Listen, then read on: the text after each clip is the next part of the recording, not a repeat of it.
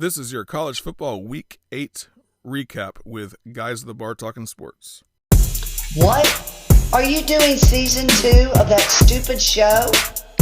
Honey, where are you going? Where are you going? Again? Just where are you going? Where are you going? You're not going to the bar again, are you? You like hanging out, drinking beer at the bar, talking sports? Come on out and join us weekly. Guys at the Bar Talking Sports, your podcast for just that. Hanging out, drinking some beer, talking sports. What's up, y'all? This is your boy Hanger doing a weekly update for your college football scores. Top 25 teams, your week 8 college football recap. And this was a week between that is right, 0 top 25 teams played each other. But it was a great week of football. Slow starts by many exceptional teams, several big upsets and near upsets, and a game that went into 9 overtimes. So let's not waste any time and hop right into the top 25 teams, wins and losses. Number 25, Purdue, comes off a huge win last night against Iowa that pushed them into the top 25. They may have celebrated way too early, though, and they lost to Wisconsin 30-13. Number 24, UTSA, that is the University of Texas San Antonio. They played Louisiana Tech and won 45-16. I tell you what, UTSA is going to have no challenge going forward, so they're probably going to end up with an undefeated season. Will that consider them for a playoff spot? That's unlikely with the conference that they're playing in. Number 23, Pitt, takes on a team that has fallen apart this season with a challenge finding their quarterback. And yes, folks, I am talking about Clemson. After going 14-7 at the half, Pitt pulls away and wins 27-17. Pitt's quarterback, Kenny Pickett, had his name thrown around as a Heisman contender recently, and with a performance like that tonight with 302 yards, yes, I would say that may be a possibility. He may actually be in New York for the ceremony, but he probably won't win. He's not on a team that's going to take it to the playoffs, most likely. Number 22, San Diego State squeaks by Air Force, who seemed determined to win after being shut out in the first half. The Falcons put up 14 points in the second half, but it was not enough as they lose 20-14 to San Diego State. Thursday night, number 21, SMU takes on Tulane and crushed them 55-26. I believe we are heading to a huge matchup between two of the AAC teams, in November, when SMU is going to play Cincinnati November 20th, and likely again in the AAC championship is most likely the case as well. So those two teams will probably match up against each other twice, and we'll really get to see who Cincinnati is. And I guess we'll get to see who SMU is too, right? Number 18, North Carolina State struggles against the Miami Hurricanes during the first half, who nearly matched them score for score, and continued to struggle in the second half, falling to the unranked Hurricanes 31-30. They fall to 5-2. Miami faces Pitt next week. Can they pull off another upset? Who knows?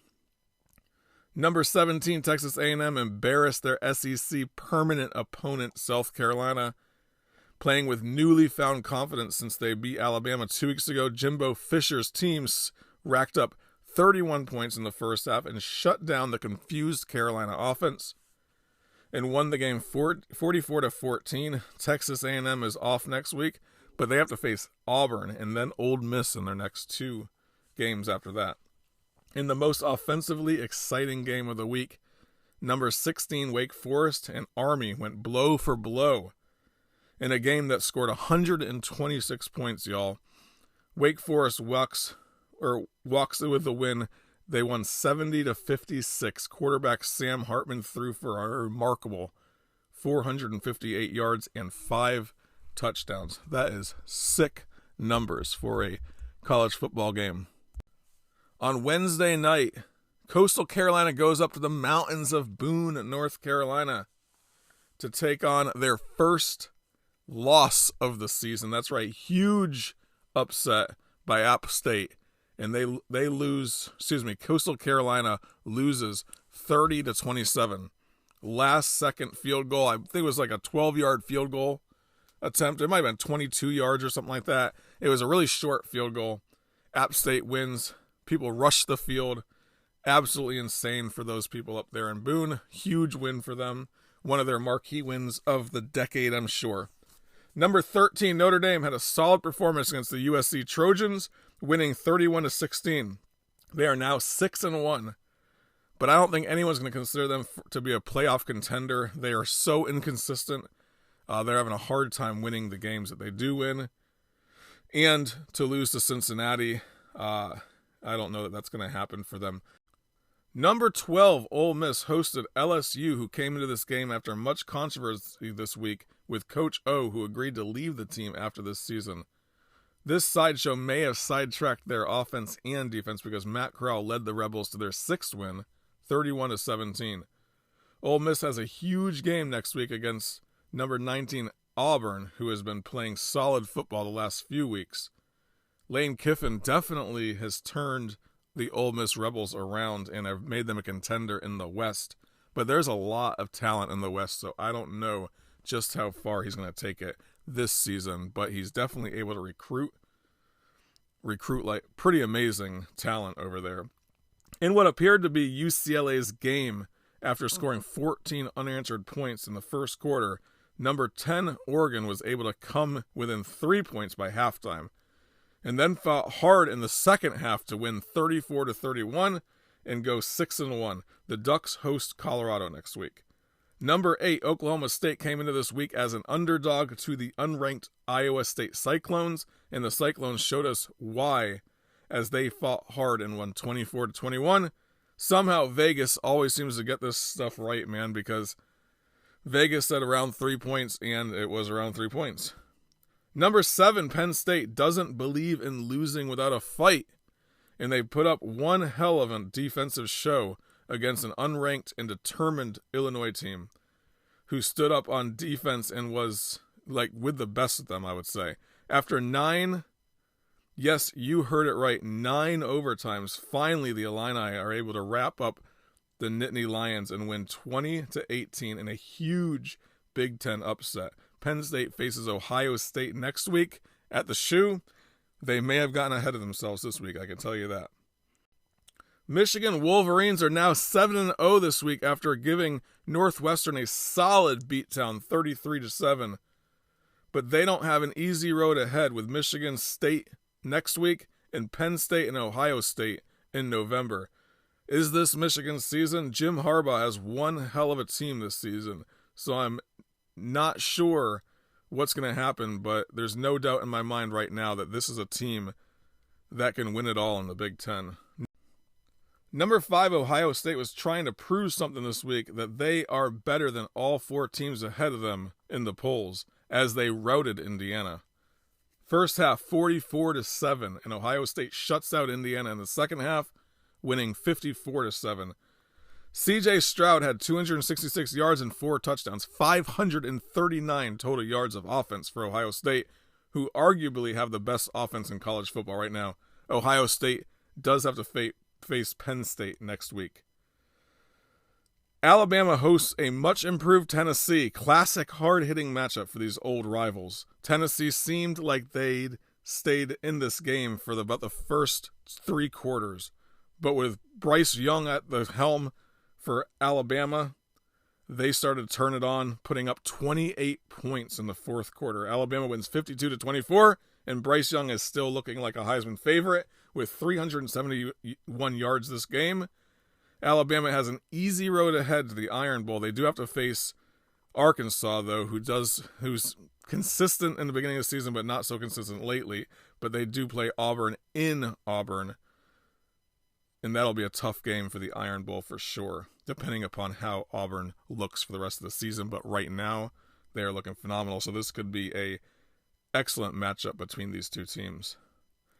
Number 3, Oklahoma benches Spencer Rattler for another week, starting freshman Caleb Williams, who is a playmaker. I tell you what, he literally handed the ball off to one of his players. The player runs 2 yards ahead and then starts getting pushed back. Caleb Williams grabs the ball out of his hand and runs to the first down.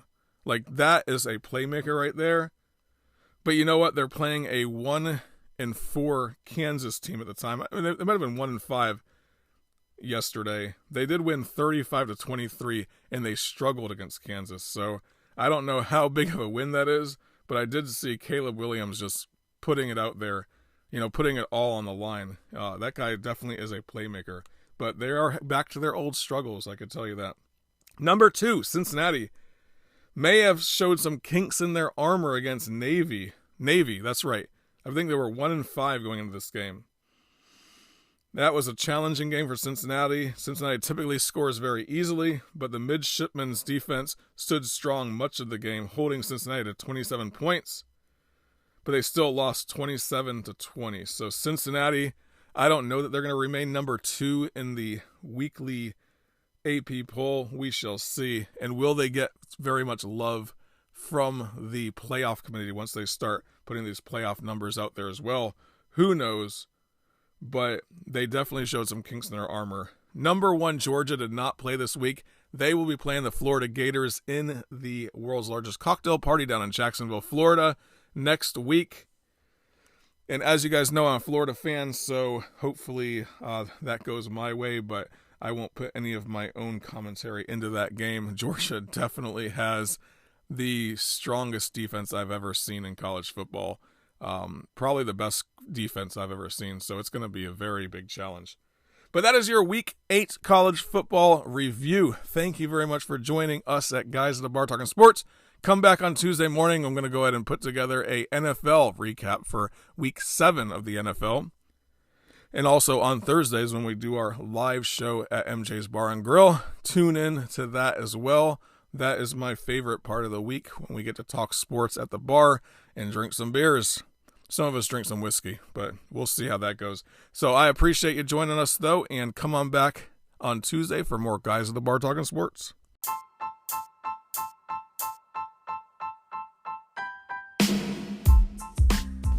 I know what you're thinking. You're thinking, man, how can I help these guys out? Well, first thing you can do, subscribe to the show. By subscribing to the show, you'll be able to hear it every single week on your favorite podcatcher. Second thing you do, if your podcatcher lets you do it, give it a review and 5 stars. I know Apple Podcasts will allow you to do that. So give it 5 stars and a review. And then the third thing you do is hop on Facebook, type in Guys at the Bar Talking Sports. You'll see our group there. Join it. You'll love it. Best sports group on Facebook, guaranteed. Lots of good stuff going on in there, so check it out. And then come back next week for Guys at the Bar Talking Sports.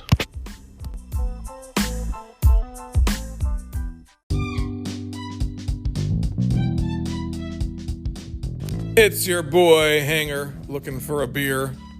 Actually, we're all looking for a beer, so if you want to buy the guys a beer, at Guys at the Bar Talking Sports on Venmo. That's it. Easy as drinking a beer.